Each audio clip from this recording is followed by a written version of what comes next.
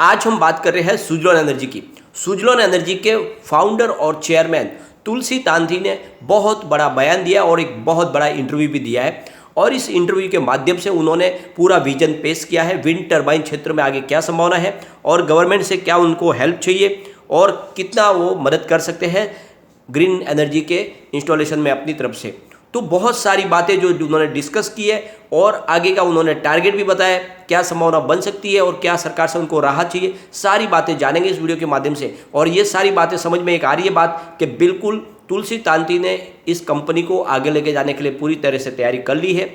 यानी आने वाले समय में सुजलॉन एनर्जी में हमें बहुत कुछ चेंजेस देखने को मिलेगा और सुजलॉन एनर्जी तेजी से स्टॉक आगे बढ़ता हुआ भी दिखाई देगा। अगर आप देखोगे कि इन्होंने जिस तरह से अपने प्रॉफिट में बढ़ोतरी की है, यानी लॉस को लगातार हर साल कम किया है, वो आंकड़े बहुत ज़्यादा चौंकाने वाले हैं। साथ में यहाँ पे एफआई का रोल भी बहुत बड़ा महत्वपूर्ण है। तो इन सारी बातों को जानेंगे और ये बातें डिस्कस करेंगे तो आपको ये अच्छे से समझ में आ जाएगा कि वाकई में सुजलॉन एनर्जी आने वाले समय का एक बड़ा मल्टीबैगर है। और जिस तरह से इसकी प्राइस पिछले दिनों 400-500 के आसपास गई थी, हो सकता है कि फिर से स्टॉक उस समय पहुंच जाए उस लेवल पे।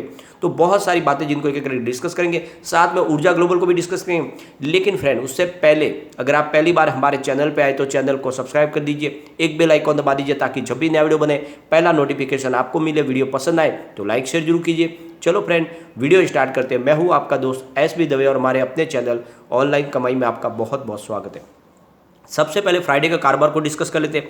तो स्टॉक ओपन हुआ 11 पर, लो बना 10.95 का, हाई है 11.45 का और अंत में 11 पर क्लोजिंग रही, जहां पे 0.90% की हमें गिरावट देखने को मिली।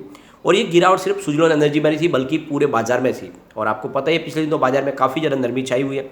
निफ्टी एनर्जी में भी गिरावट थी, यानी निफ्टी एनर्जी 28,877 के स्तर पर आ चुका है, जहाँ पे 148 पॉइंट की गिरावट थी। 0.51% निफ्टी एनर्जी भी गिरा। और यहाँ पे आप देखोगे तो वीकनेस तो चाहिए हुआ है, लेकिन इस गिरावट के बावजूद भी सुजलॉन एनर्जी में काफ़ी अच्छा वॉल्यूम और उसके पीछे वजह है बड़े फंड हाउस की काफ़ी खरीदारी हो रही है इस लेवल पे। अगर हम इसके वॉल्यूम का एनालिसिस करें तो पिछले एक महीने पहले इसका 7 करोड़ रुपीज़ का वॉल्यूम था, 1 वीक पहले 6 करोड़ रुपीज़ का वॉल्यूम हुआ था, गुरुवार को 5 करोड़ रुपीज़ का वॉल्यूम था, लेकिन फ्राइडे को 8 करोड़ का वॉल्यूम हुआ। तो पूरे महीने में सबसे ज़्यादा वॉल्यूम हुआ है। आपको फ्राइडे के दिन ये दिखाई देगा कि वाकई में यहाँ पे लोगों की खरीदारी बढ़ रही है। अब यहाँ पे आप देखोगे तो तुलसी तांती जो चेयरमैन है सुजलॉन एनर्जी के, साथ में वो जो विंड टर्बाइन एसोसिएशन है उसके भी चेयरमैन है, उनकी तरफ से एक बड़ा बयान दिया गया। उनका कहना है कि इस साल हम करंट ईयर में 2500 मेगावाट की विंड टर्बाइन की कैपेसिटी को इंस्टॉल कर सकते हैं। और उनका कहना है कि हमारा जो सेक्टर है पिछले 2 साल से अच्छा प्रदर्शन कर रहा है। और यहाँ पे अगर हम देखें तो हम डोमेस्टिक मार्केट में करीब 15,000 मेगावाट का इंस्टॉलेशन कर चुके हैं, यानी 90% हमारा डोमेस्टिक मार्केट में मैन्युफैक्चरिंग हो रहा है। और उनका कहना है कि एट प्रेजेंट इंडिया में करीब 75,000 मेगावाट की इंस्टॉलेशन कैपेसिटी पहुंच चुकी है। सुजलॉन एनर्जी के चेयरमैन तुलसी तांती का कहना है कि पिछले साल हमने 1500 मेगावाट का इंस्टॉलेशन किया था और इस साल करंट ईयर में हम 2500 मेगावाट का इंस्टॉलेशन करने जा रहे हैं और आने वाले समय में इसकी कैपेसिटी को और बढ़ाया जा सकता है। और उनका कहना है कि हम चाहते हैं कि जो कैपेसिटी है इसको बढ़ा के 10,500 मेगावाट पर ईयर पर लेकर जाए। यानी उनका कहना है सपना बड़ा है कि हर साल हम कम से कम 10,500 मेगावाट इंस्टॉलेशन करना चाहते हैं विंड टर्बाइन का। और इसके लिए कम से कम 70,000 करोड़ रुपये के इन्वेस्टमेंट की जरूरत होगी। तो उन्होंने सरकार से राहत की दरखास्त की है ताकि इस क्षेत्र में और तेज़ी आए। और उनकी तरफ से जो कहा जा रहा है कि सबसे बड़ी बात यह है कि यहाँ पे जो इंस्टॉलेशन है उसमें तेज़ी लाने के लिए ज़रूरी है कि जो बिडिंग प्रोसेस है उसको फिर से नया स्वरूप दिया जाए। जो भी पुराना बिडिंग प्रोसेस है उसको खत्म किया जाए और उसकी जगह पे एक नया बिडिंग प्रोसेस लाया जाए, और जिसके माध्यम से यहाँ पे इस क्षेत्र में बहुत बड़ी तेज़ी आ सकती है। और सरकार को पीएलआई स्कीम के तहत इसको बेनिफिट देना चाहिए विंड टर्बाइन को, तभी इस क्षेत्र में हम आगे प्रगति कर पाएंगे। तो उनका कहना है कि सरकार से पीएलआई स्कीम का बेनिफिट उन्होंने मांगा है, साथ में जो बिडिंग प्रोसेस है उसको खत्म करके नया बिडिंग प्रोसेस लाया जाए ताकि यहाँ पे बड़ी तेज़ी आ सके। साथ में उन्होंने कहा है कि जो जीएसटी है उसके ऊपर 5% की, जो भी इलेक्ट्रिसिटी डिपार्टमेंट को हम बिजली बेचते हैं उसके ऊपर 5% जीएसटी लगनी चाहिए, जो फिलहाल बिल्कुल जीएसटी नहीं लगाते हैं। और हम जो प्रोडक्ट खरीदते हैं मैन्युफैक्चरिंग में उसमें 100% हमको जीएसटी भरनी पड़ती है। इसलिए यहाँ पे कम से कम जो बिजली डिपार्टमेंट को हम बिजली देते हैं उस पर 5% का जीएसटी लगना चाहिए ताकि हमको उसमें कुछ बेनिफिट मिल पाए। तो उन्होंने 5% जीएसटी की दरखास्त की है सरकार से।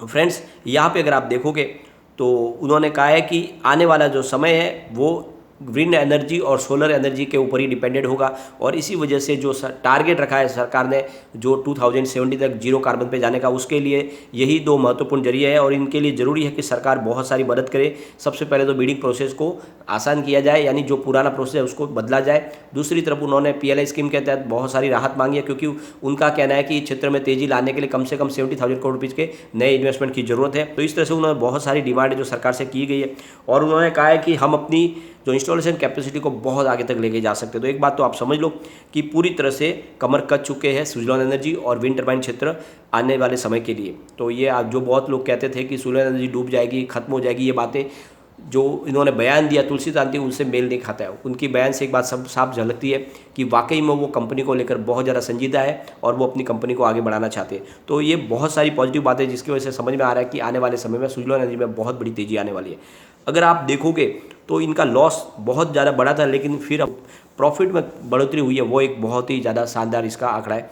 अगर आप देखोगे तो कंपनी ने 2017 में पहले सबसे पहले प्रॉफिट बताया था। उस समय कंपनी को 899 करोड़ रुपीज़ का प्रॉफिट हुआ था, लेकिन 2018 में कंपनी को 389 करोड़ रुपीज़ का लॉस हुआ। 2019 में वो लॉस बढ़कर 1531 करोड़ रुपये तक पहुंच गया, और 2020 में लॉस बढ़कर 2691 करोड़ रुपये तक पहुंच गया। लेकिन 2021 में कंपनी फिर से प्रॉफिट में आई, 100 करोड़ रुपये का प्रॉफिट कमाया कंपनी ने। और जिस तरह से बड़े लॉस से कंपनी प्रॉफिट में आई है, उससे एक बात तो समझ में आ रही है कि अब कंपनी बड़ा प्रॉफिट बताएगी। इस क्वार्टर 4 में हमें शानदार प्रॉफिट की उम्मीद है। तो आप देख लो कि आने वाले समय में यहाँ पे हमें बड़ी तेज़ी तो आराम से देखने को मिलेगी। अगर आप FI के डाटा भी देखेंगे तो FI लगातार इन्वेस्टमेंट बढ़ा रहे हैं सुजलॉन एनर्जी में, और आपको ये अच्छे से समझ में आ रहा होगा कि FI पूरी पारखी नज़र रखते हैं बाजार को लेकर। वो ऐसे स्टॉक में ही दाव लगाते हैं जहाँ पे उनको अच्छा खासा रिटर्न मिले। तो मार्च 2021 में FI की होल्डिंग 4.22% थी, जून में उनकी होल्डिंग घटी 4.08% हुई, सितंबर में 4.1 हुई, लेकिन दिसंबर 2021 में उनकी होल्डिंग बढ़कर 4.85% तक पहुंच गई, और मार्च 2022 में उनकी होल्डिंग 5.52% तक पहुंच गई है। तो आप देखोगे कि लगातार FI अपनी होल्डिंग को बढ़ा रहे हैं, जो इसके लिए एक बहुत बड़ा पॉजिटिव सिग्नल है। लेकिन बाजार के लिए जो सबसे बड़ी मुसीबत है वो है FI बने हुए। FI इस समय बाजार में बिकवाली बहुत ज़्यादा कर रहे हैं, उनको लगता है कि बाजार में गिरावट की संभावना बन रही है, तो इस समय उनकी बिकवाली जारी है। अगर आप देखोगे लगातार तो 18 अप्रैल को उन्होंने करीब 126.01 US मिलियन डॉलर की बिकवाली की। 19 अप्रैल को उन्होंने 848.86 US मिलियन डॉलर की बिकवाली की, और 20 अप्रैल को उन्होंने 667.26 US मिलियन डॉलर माल बेचा। 21 अप्रैल को उन्होंने 306.16 US मिलियन डॉलर की बिकवाली की।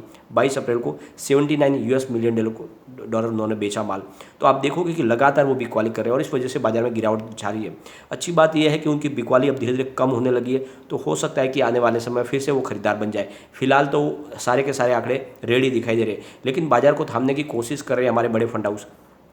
18 अप्रैल को इन्होंने 3,341 करोड़ रुपये की खरीदारी की थी। 19 अप्रैल को 3,980 करोड़ रुपये की खरीदारी की। 20 अप्रैल को 2,645 करोड़ रुपये की नई खरीदारी की। 21 अप्रैल को उन्होंने 2,823 करोड़ रुपये का इन्वेस्टमेंट किया, और 22 अप्रैल को 1,602 करोड़ रुपये का इन्वेस्टमेंट किया। तो आप देखोगे बड़े फंड हाउस लगातार खरीदारी करें, लेकिन FI बिकवाली करे, और इस वजह से बाजार में हमें तेजी बनती हुई नहीं दिखाई दे रही है। तो अब यहाँ पे अगर गिरावट होती है तो कहाँ तक जाएगा, तो एक बार इसके पिवट लेवल को चेक कर लेते हैं। तो यहाँ से अगर स्टॉक स्लिप होता है तो 10.82 का फर्स्ट सपोर्ट है, ये सपोर्ट टूटा तो 10.63 तक स्टॉक जा सकता है। तीसरा सपोर्ट 10.32 का है, लेकिन अगर पॉजिटिव माहौल बना तो 11.32 का फर्स्ट रेजिस्टेंस है, इसको ब्रेक करते ही 11.63 की प्राइस देखने को मिलेगी, और यहाँ तक वो पहुँच गया स्टॉक तो फिर 11.82 तक भी जा सकता है। तो बिल्कुल तेजी बनी तो 12 के पार जाएगा, अगर गिरावट हुई तो 10 के आसपास रहेगा। तो अभी फिलहाल तो वेट एंड वॉच करना होगा, क्योंकि FI बिकवाली कर रहे हैं, लेकिन लॉन्ग टर्म के लिए इसका व्यू बहुत अच्छा है। जिस तरह से तुलसी तांती ने विजन पेश किया है, जो सरकार से राहत की डिमांड की, उससे एक बात समझ में आ रही है कि वो अपनी कंपनी को आगे बढ़ाना चाहते हैं, और ये सुजलॉन आने वाले समय में कमाल कर सकती है, क्योंकि सरकार को भी इस समय ग्रीन एनर्जी में आगे बढ़ना, और इसके लिए विंड टर्बाइन और सोलर पावर ही मुख्य स्रोत है। चलते हैं ऊर्जा ग्लोबल की तरफ। तो ऊर्जा ग्लोबल में थोड़ी थोड़ी गिरावट जारी है।